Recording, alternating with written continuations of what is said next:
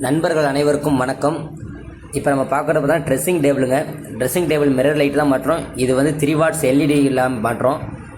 இதுக்கான ஹோல்ஸ் பார்த்தோம்னாக்கா 32 mm ஹோல்ஸாக கட்டுற வச்சு ஹோல்ஸ் போட்டாச்சுங்க. இது டபுள் லேயரில் போட்டுக்கிறதுனால பார்த்தீங்கன்னா கீழே நம்ம கரெக்டான ஹோல்ஸ் போட்டோம், மேலே ஒயர் வரதுக்கு மட்டும் ஒரு 12 mm வச்சு ஒரு ஹோல்ஸ் போட்டாச்சுங்க.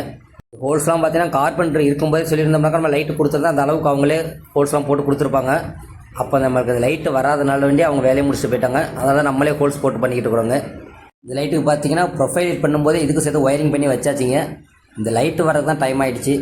இப்போ லைட் வந்தோடனே ஃபிக்ஸ் பண்ணிடுறோம்.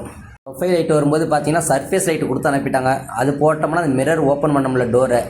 அதுக்கப்புறம் அதை கொடுத்து ரிட்டன் மட்டும் இந்த லைட்டு வாங்கியிருக்கிறோம். இது இப்போ எப்படி இருக்குன்ட்டு நல்லா இருந்தால் கமெண்ட் பண்ணுங்கள் நண்பா. பிடிச்சிருந்தா லைக் பண்ணுங்கள்.